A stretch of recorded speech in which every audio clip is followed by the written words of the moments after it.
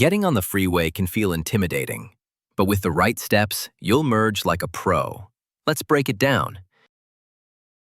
As you approach the entrance, watch for signs like freeway entrance and traffic lights. When approaching the freeway entrance, you'll usually see a merge sign. Time to scan traffic and prepare to adjust your speed. Use the acceleration lane to build speed. Stay in your lane. Merging isn't allowed yet.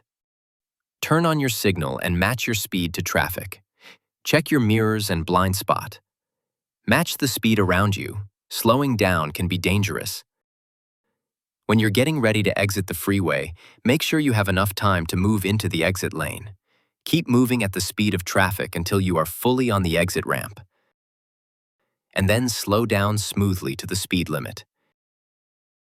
If you accidentally pass your exit on a highway, never stop or try to back up. Just keep going until you reach the next exit.